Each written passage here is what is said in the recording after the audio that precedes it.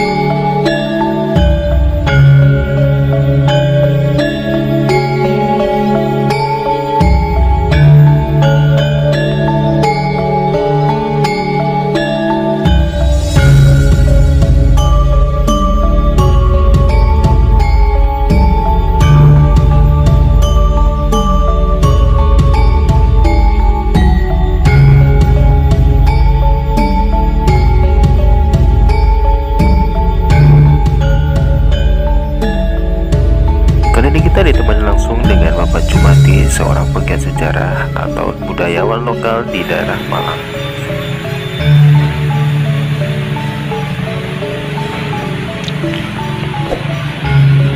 Bisa ceritakan di tempat sini, Pak? Ini adalah Punden Kemuning. Karena dinamakan Kemuning, di dalamnya ada sebuah kayu peninggalan leluhur namanya Kemuning. Mungkin di sini adalah petilasan juga punden ya, pada waktu kerajaan Singosari terus ke Mojopahit. Salah satunya adalah bagian dari Kertanegara dan Wisnuwardana. Tapi dalam cerita masyarakat sekitar, ini adalah makamnya Mbah Saipi Angin, julukannya, sama Putri Tunjung Sari. Kalau menurut versi cerita rakyat, Putri Tunjung Sari itu adalah anak dari Putri Tunjung Biru. Jadi dari Mojopahit itu istri ini banyak sasi atau banyak wida, punya istri Tunjung Biru itu punya anak tiga, satu Dewi Purbosari, kedua Sekarsari, tiga Tunjung Sari. Padepokannya punya padepokan khusus perempuan, karena orang ini perempuan ditinggal sang suami berjuang demi kerajaannya. Jadi dia jadi biarawati, naik ke lereng gunung mendirikan padepokan semacam ini.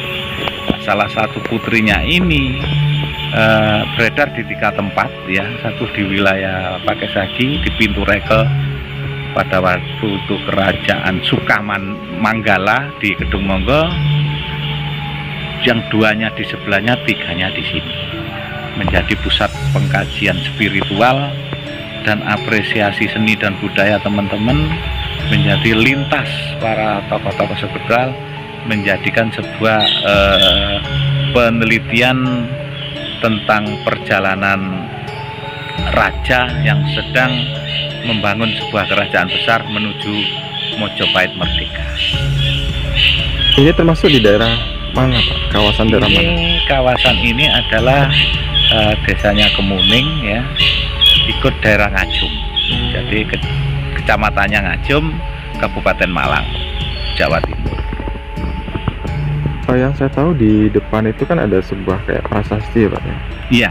Nah, apakah dari Dinas Purbakala pernah untuk mengupas yang ada di dalam prasasti itu sendiri, Pak? Nah, selama ini Dinas Purbakala itu masih kekurangan penelitian dalam bentuk survei lapangan. Iya. Ini yang banyak-banyak peduli ini anak teman-teman tapak tilas biasanya yang mencari punden-punden, prasasti-prasasti, supaya apa? Banyak prasasti peninggalan yang rancuh atau hilang identitasnya karena banyak yang diburu pemburu-pemburu budaya itu dijadikan koleksi. Sementara ini masyarakat yang memperdulikan, jadi memelihara serta mempertahankan dan menjaga menjadi situs ini sebuah ritual dan spiritual lingkungan. Karena setiap hari Jumat Legi atau Rebo Pungkasan itu banyak masyarakat berziarah ke sini sebagai penghormatan leluhur atau nyekar di makame pundene desa. Ini itu. Memang selama ini banyak ya, Pak ya, pengunjung-pengunjung dari luar kota untuk sini, Pak ya? Banyak, Mas, dari ahli-ahli para sejarah dan tokoh-tokoh spiritual, karena di sini adalah pintu gerbangnya Gunung Kawi. Jadi tokoh-tokoh ini berkaitan dengan kerajaan. Saya pernah kunjungi anak-anak teman-teman spiritual komunitas Indigo Jawa sejawa Bali. Di sini adalah dibukanya pintu gerbang menuju Singosari. Jadi memang jalannya untuk membangun Singosari itu dari selatan dan timur. Kalau yang kita lihat dari posisi yang sebelah kiri itu, Pak, kan ada kayak ini ya, apa namanya itu, bangunan Linggayoni ya. Itu kenapa kok nggak ada ya, Pak ya, di atasnya? Itu kan biasanya kan ada batu yang kayak ini ya, kayak bulatan oval gitu kan ya. Biasanya seperti itu. Yoninya itu menyebutkan sebagai simbol seorang perempuan, lingganya itu seorang laki. Yaitu hilangnya pada waktu rame-ramenya pemburu purbakala itu, Pak. Jadi situs-situs banyak yang dicuri, terutama biasanya di bawah Yoni itu ada artefak lembaran kuningan berupa emas itu yang menjadi isu di beberapa tahun kemarin, 10 tahun 20 tahun itu. Jadi banyak yang hilang, candi-candi hancur itu karena isu itu gitu loh. Nah, kalau yang sebelah sini prasasti itu tulisannya berupa tulisan Sanskerta ya. Tapi sayang sama masyarakat yang tidak paham, itu seharusnya dibersihkan, malah disabut sama ini apa, semen, jadi hilang tulisannya.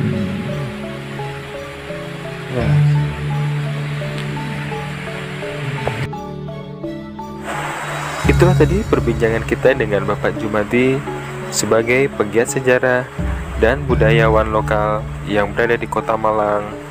Semoga bisa bermanfaat bagi kita semua. Assalamualaikum warahmatullahi wabarakatuh. Salam budaya. Rahayu, rahayu, rahayu.